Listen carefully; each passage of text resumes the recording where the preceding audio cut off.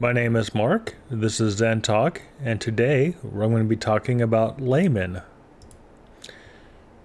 So, before we can get into what a layman is, we probably should talk about the Sangha. And the Sangha is generally the body of disciples that study Buddhism or that are Buddhist. And there are generally two types of people in the Sangha, which would be the monks and the nuns, and then the laymen, which would be men and women. And here in this picture here, these young boys that are wearing the yellow robes, this could also be saffron in Tibetan Buddhism, or maybe even a dark brown or orange in Burmese or Thai Buddhism. These would be considered your monks. They have taken the 227 vows and follow the Vinaya. So in a lot of these other countries, especially the South Asian countries, and you also will see this in China, Korea, Vietnam, the laymen wear white. As in this picture, these are laymen here, and they are giving the monks the things they need: food, clothing, supplies for their care. So this is the in the Sangha. This is the general classifications of what you might run, what is generally considered the Sangha membership. All right.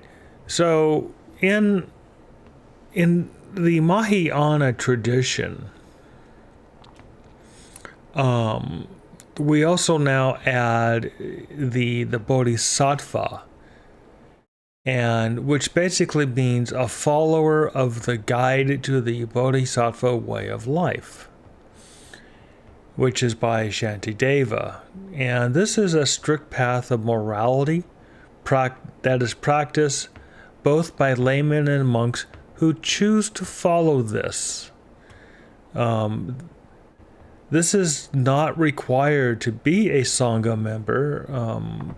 Many Zen members may only choose to take the 5 precepts, and that's all. Some Sangha members choose to take the Bodhisattva precepts as well. So this is something where every Sangha may decide themselves as to who they will consider in their local Sangha. However, in Zen, the Bodhisattva precept is pretty much what the Mahayana path is about.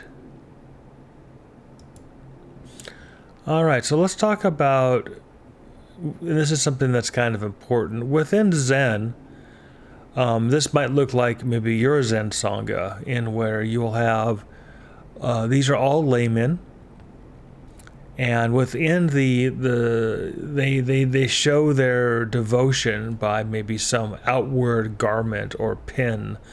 In this particular case, they're wearing these rokusus, which is a garment in the traditional Japanese cultural religion that displays that they have taken the Bodhisattva vows. Generally, if a person has only taken just the 5 precepts, they would not have such a garment.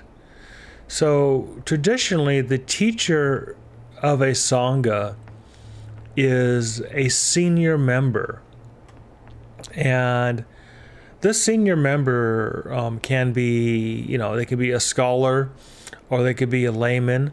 You can have a scholar monk, and I'll get into what a Zen monk is in a little bit here.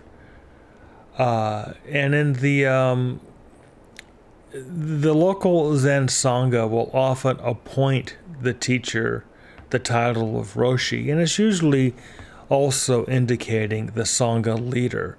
Now, in a larger organization, They may have more fancy titles or more Christian-sounding titles like abbot. Or sometimes the teacher is not the Sangha leader, and that might be somebody else, or even somebody who is not part of the local Sangha, but maybe is the leader of a larger Sangha.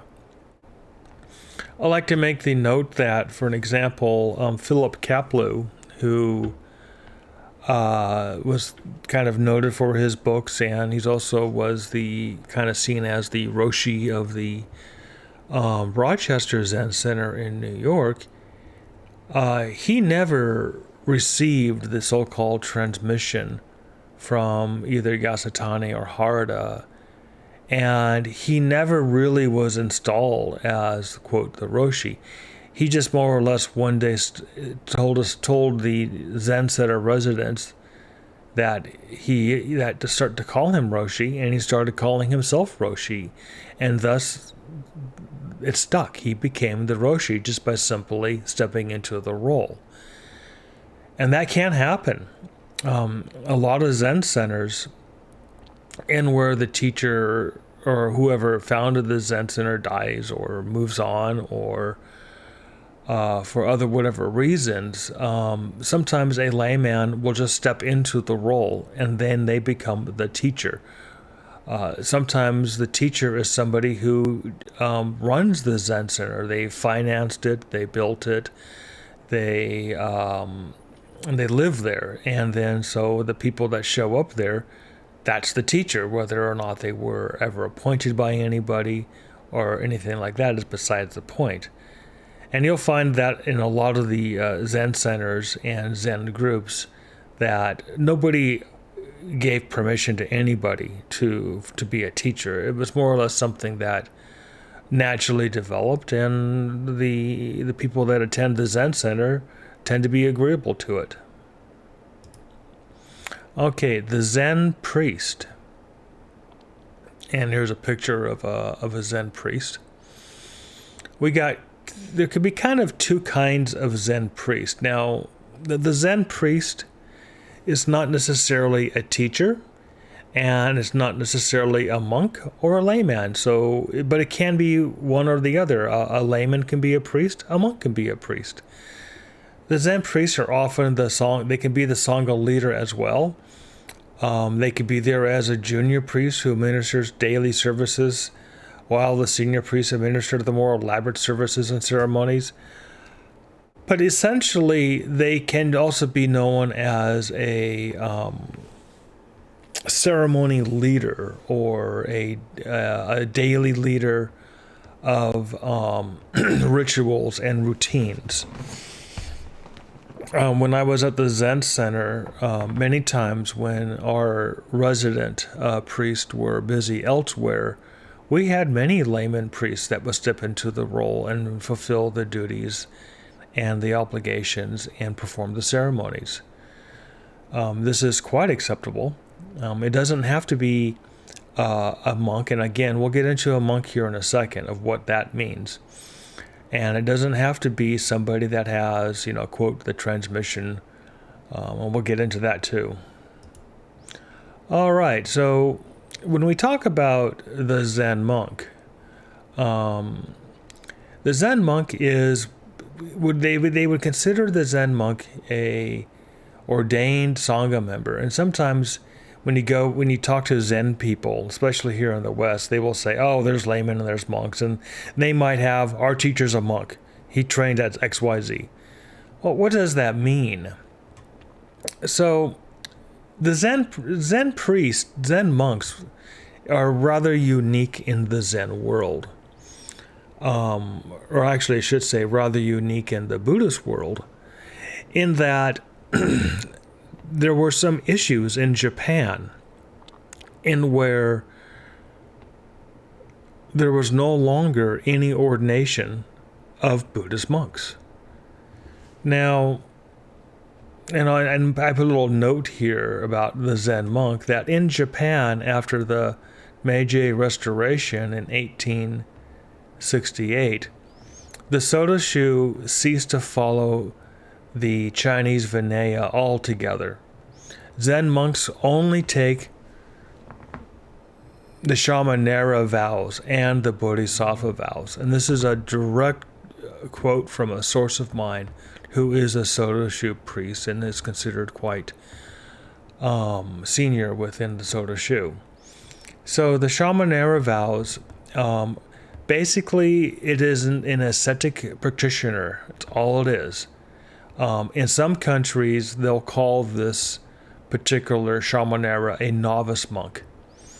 If you were to go to Korea, Vietnam, or anywhere in South Asia, and you said, I wanted to be a bhikkhu, they would first make you a Shamanera for like maybe 3 months. And they call it a junior monk or novice monk. And it's basically the 5 precepts plus 3 other precepts in South Asia, and it can be up to 10 precepts in Korea and Vietnam.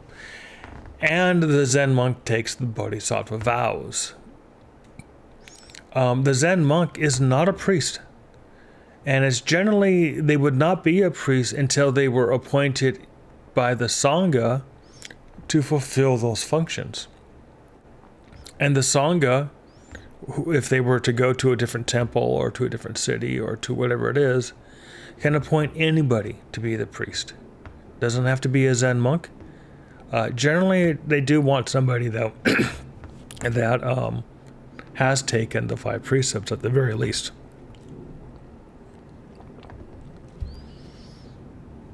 And if you go to Japan, you will see the ascetic practitioner. These are generally men and women who maybe they've retired from their careers, or they have made enough money that they can not work as much. Sometimes they're supported by family. Sometimes they're supported by friends and acquaintances that can help them. But just a little bit on the ascetic practitioner. This is generally somebody that will devote their life to the study of religion, contemplation, and that of the spiritual ways. Generally, such a person gives up, sensual relationships and pleasure, and more or less the worldly ways that we take for granted today. All right, so that's the Zen monk, at least today that's the Zen monk.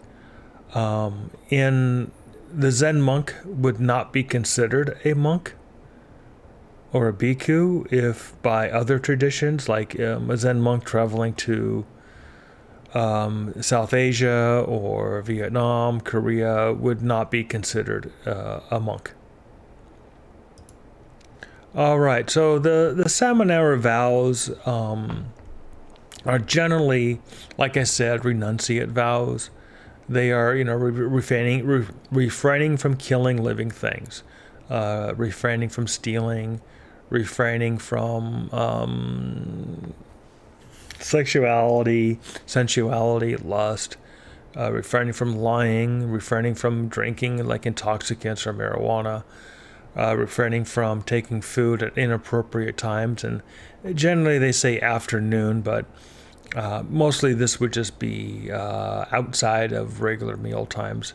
Refraining from singing, dancing, playing musical instruments, or attending entertainments such as movies, watching TV, things like that. Refrain from wearing perfume, cosmetics, and garland, decorative accessories.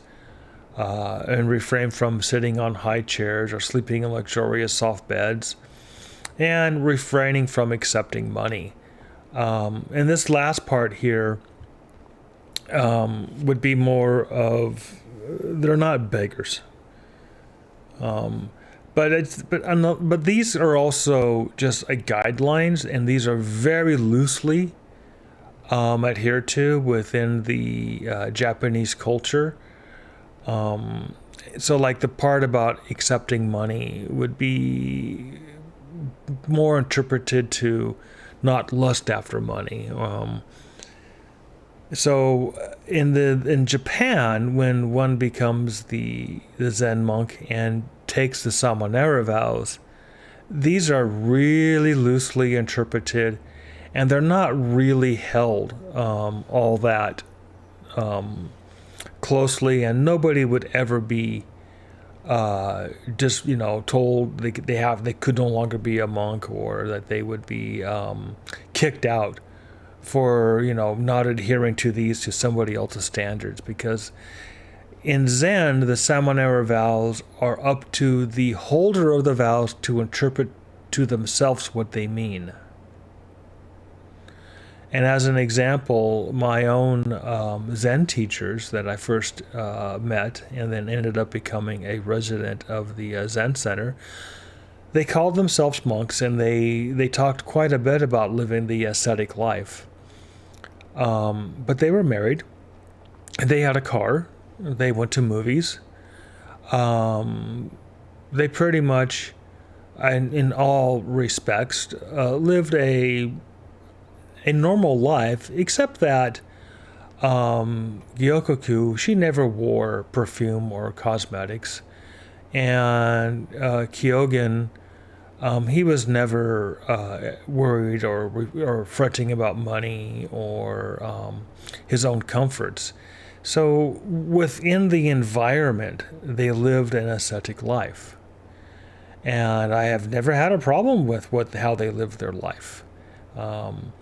And when I went to live in the monastery, a lot of the monks there also had their creature comforts.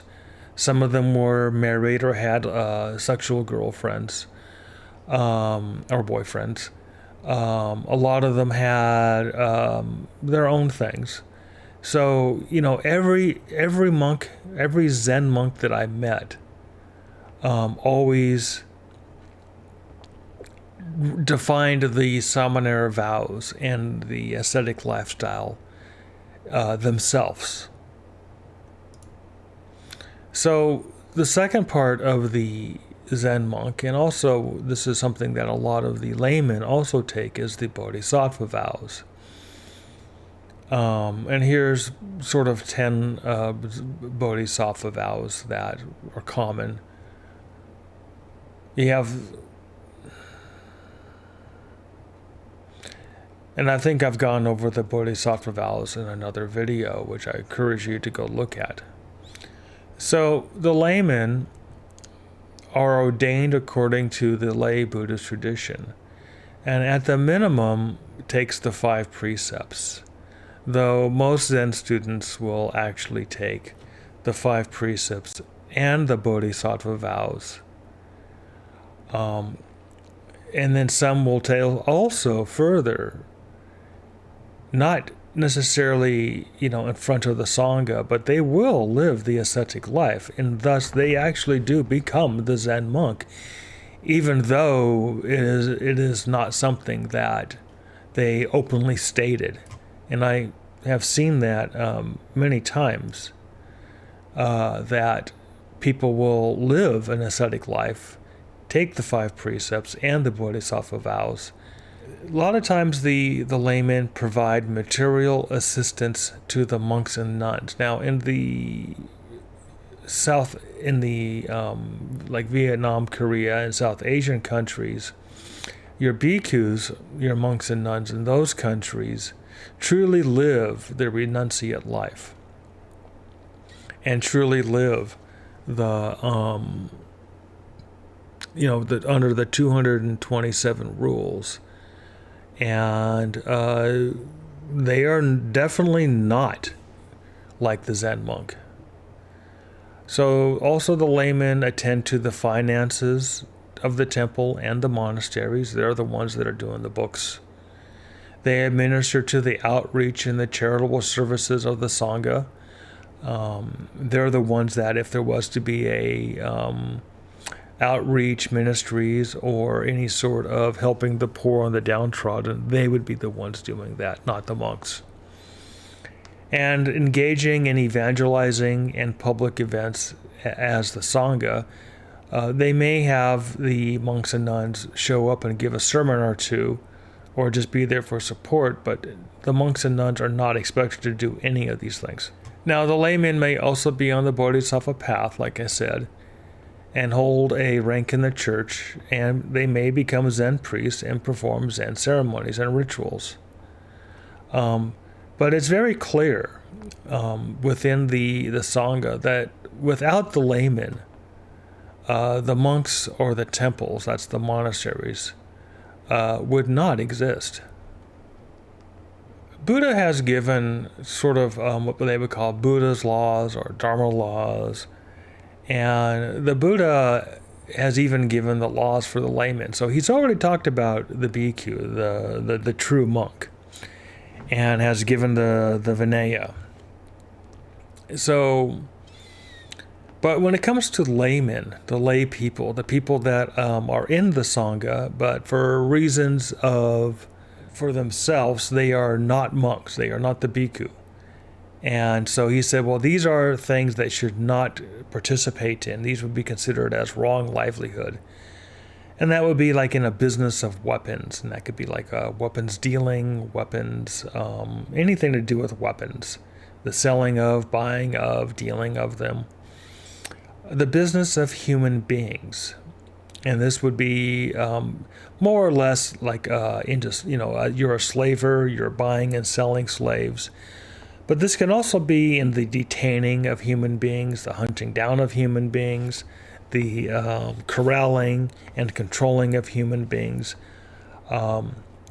This business of inhuman beings has definitely brought up quite a bunch of interesting discussions about what sort of professions that the Buddhists can actually be in.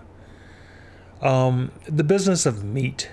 This would be more or less is a slaughterhouse. Are you working at a slaughterhouse? Are you killing animals? But this also sometimes gets interpreted as don't be a butcher. Don't be selling meats. Don't be providing meats. And then this gets into another interesting question about, well, then what about being a restaurant cook? And where you're cooking chickens and beef. The business of intoxicants. This would be, mostly it's the veterinary, the selling of intoxicants. Though this is also another interesting question as, are we also talking about the, if I'm selling intoxicants, does this mean what about a bartender? What about a cocktail waitress? What about working at a supermarket where they sell intoxicants? Again, these are all very interesting conversations. And then lastly, the business and poison.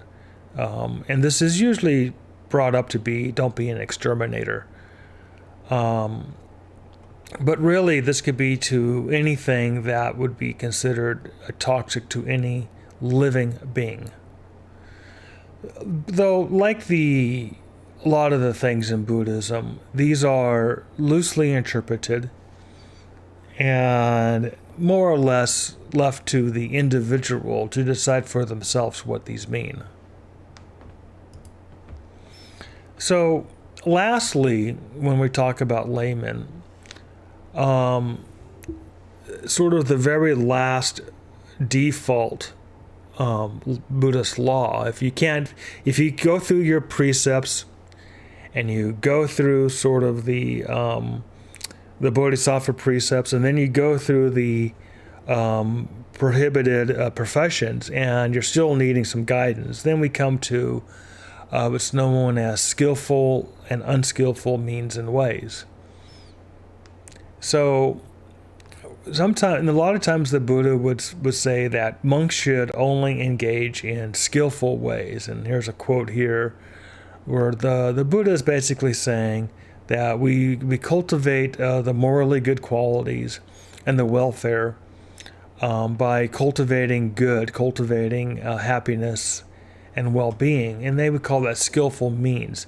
And this would be things that, are you doing things that are cultivating wholesomeness, morality, and just overall well-being for people? Or are you doing things that are unskillful, cultivating things that would bring blight, immorality, and harm to the community.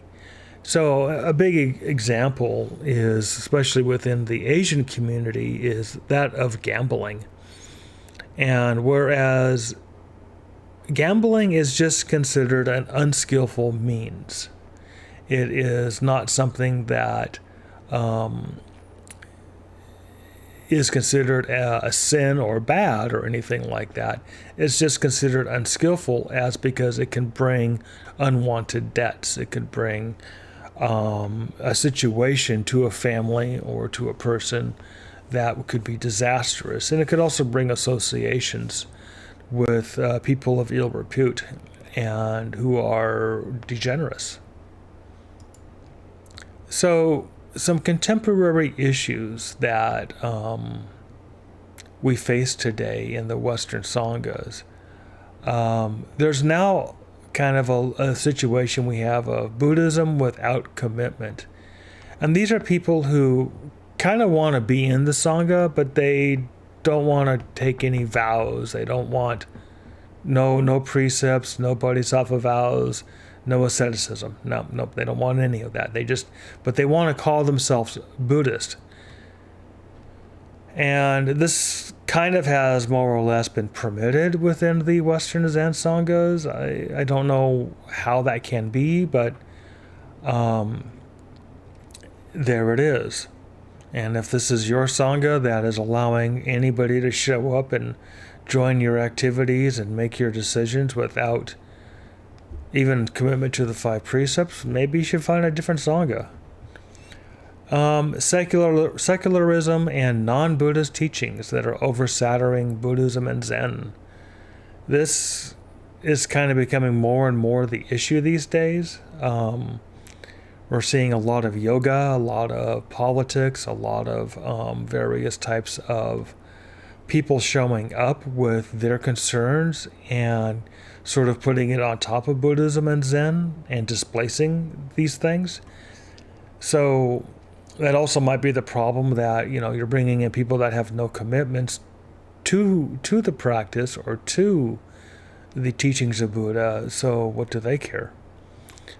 Sometimes Zen centers and even Buddhist organizations in general fall into cult of personality, and this can lead to abuses and non-Buddhist and Zen teachings sort of filtering into the scene. I've seen a lot of this where Indian yogic philosophies and practices are brought into the Buddhist teachings and pawned off as Buddhism. So these are things we need to watch out for. Is the organization centered around a person or a personality and some sort of style or some sort of ideas that person has versus the teachings of the Buddha and that of Zen? So general confusion is another big issue. A lot of, again, non-Zen and non-Buddhist groups using the term Zen and Buddhism for marketing reasons. But like with all the things above here, they're engaged in secularism, non-Buddhist teachings, or a cult of personality. Sometimes groups get into political and social stances. A politically engaged activist Sangha tends to kind of be a word I've been hearing lately. And I would point out, if you want to be a political action committee, then go be a political action committee. That is a whole different animal all by itself. And that's something that you as a Buddhist or a Zen student should very consider. Is this what your Sangha is? Is it a pack? And if it's a pack, then you're no longer a religion. You are a political committee, and you need to probably contact your Secretary of State and file as such, because you can be prosecuted if you don't. There's a lot of immorality and ignorance, such as not taking Buddhism seriously, or just taking bits and pieces of it and throwing out what you don't like. So a lot of immorality has come into the doors of Buddhism. Buddhism is a very conservative religion and path. So is basically the Zen method. But yet when we allow immoralities to sort of flutter in and take a seat and sometimes take the teaching position, and we allow overall ignorance to prevail, or nescience even, we end up with this not taking it very seriously. And then there's just a lot of lack of common sense and abiding in unskillful ways. So the conclusion that I have come to is that your Buddhist practice is as strong as your convictions. Understanding your responsibilities as a Buddhist layman is absolutely critical. Supporting the Sangha and keeping vigilance as to the immorality and adharma teachings. And what I mean by adharma is teachings that go against the Buddhist teachings. Living up to your vows and having a strong practice. And so if you've taken the Bodhisattva Vows, if you've taken the Shamanera Vows, if you've taken the 5 precepts, live up to them and have a strong practice. Don't let anybody corrupt your vows or corrupt your sincerity. Do not remain ignorant. Learn, grow, and prosper. That's what I hope to do with this channel, is to put a little bit of, to dispel some ignorance out there and some notions that are just not so. Anything does not go. Zen Buddhists have strict morals, and we do follow Buddhist law. And lastly, check each other. Are we doing good things or are we doing evil things?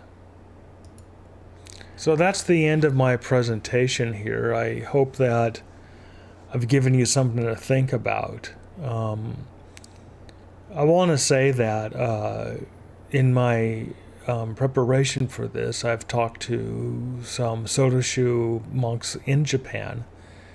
They do not have a temple. They just live as a Zen monk.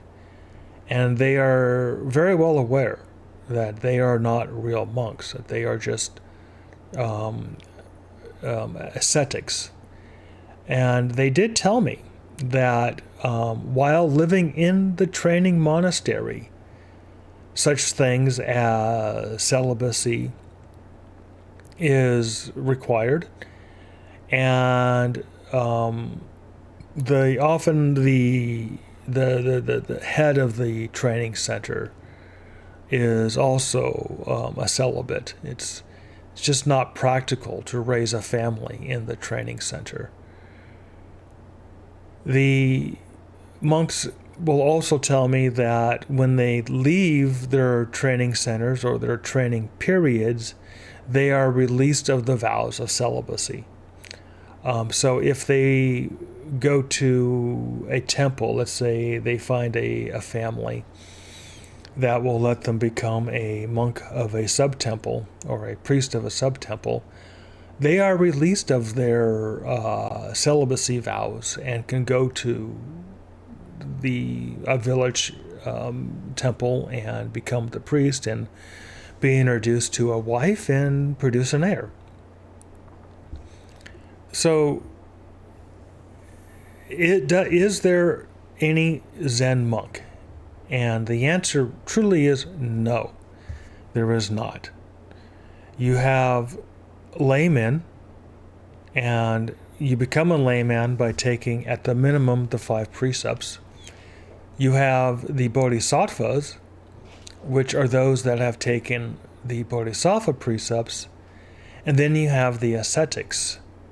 And that can be anybody who states or doesn't have to state that they are living the ascetic life. Now, a Zen group, a Sangha, can build a monastery, they can build a temple, and they can say, okay, anybody who wants to be a resident of the temple, we have some rules. And we're building this temple for the ascetics to come live in and live a religious life as according to how they view it. But we're going to say, hey, if you're going to live at the temple, this is not a place to raise families, so no spouses. So that's obviously celibacy.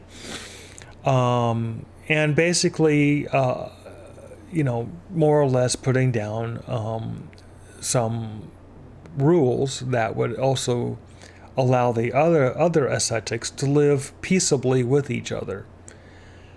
When I lived in the Zen monastery myself, the only rules that I had to follow was celibacy. But that didn't mean that all the monks there were celibate. There were quite a few people there that had spouses and girlfriends that they were living with in the cabins. And this was something of a bit of a controversy, though I managed it. I managed to keep celibate because that was my own interpretation of the ascetic life. That doesn't necessarily mean that has to be everybody's interpretation, And I also chose, I didn't smoke and drink, but there were other monks that did smoke. I also chose to not engage in entertainments and idle talk and gossip, but there were other monks that chose to do those things. I put a lot of my own time into the study of the Buddhist materials and into meditations and understanding what exactly it is to live this life. And I can tell you that living the ascetic lifestyle, the asceticism, is not easy. Not by a long shot. So these are, people who want to live that life and dedicate themselves to religious study and to meditation and contemplation. It is wonderful to have a place set aside for us to go to, but it's not necessarily always the case. When I left the monastery and more or less leaving Zen, or at least that particular interpretation of Zen, I spent quite a few years trying to figure things out, and then I met my real teacher, who is an ascetic. He lived in Georgia. He was taken care of by a woman that he lived with in the house. He lived in a separate room, and she was kind of an ascetic herself. She had a nice job at a university, and she pretty much spent her time reading books and her own stuff. And she and him hit it off because she also very much enjoyed the Buddhist literature. And so he basically moved into one of the rooms, and they lived pretty much for the last 40 years together. And he's an ascetic. He doesn't really go out. He doesn't really watch TV. He doesn't do anything like that. He pretty much just meditates and does his own and studies Buddhism. And you would say, well, does he go to a temple? No, he doesn't. He hasn't been into a temple probably in 50 years. And then you would say, does he go to any of the Buddhist centers? No, he's never been to any of the Buddhist centers. Just an ascetic. And there are a lot of these people out there. You see them all the time. They can be Christian ascetics, Jewish ascetics, Muslim ascetics, Buddhist ascetics. They can also just be philosophy ascetics, into hermeneutics or hermenism, or Greek philosophy. It doesn't necessarily have to be a religious ascetic as well, but they are out there. And again, their lifestyle is how they interpret them. They don't need to hold up a badge that says, "Oh, hey, I'm an ascetic," and recognize me for who I am, because they don't care what you think. So I'm kind of getting off on a bit of a tangent here, but I'm just trying to point out that your Zen practice, your Buddhist practice, is only as strong as you are, your convictions, your wanting to do this. If you truly want to be the monk, then just live the life of a monk. If you want to be the Bodhisattva, then take the Bodhisattva vows and take the 5 precepts. That's how it works. Been doing this for 35 years, guys. And nobody makes somebody else a monk.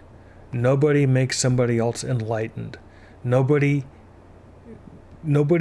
gives you Zen. You gain the Zen understanding on your own. And that's how it works. No matter where you go or what country you're in, that's how it is. I talk to these Theravada monks all the time. And they talk about all the backsliding and all the things that the monks are doing, and it's crazy. And everything I'm telling you is what they tell their people too, which is, it is only as real as you want it to be. It is only as real as you make it to be. If you are not serious about this practice, if you're not serious about Buddhism, and if you're not serious about Zen, do you think that anybody is going to be serious about you? Do you think that this is going to go anywhere for you? This is the end of my presentation. Please remember to like and subscribe, and we'll see you again for the next Zen Talk.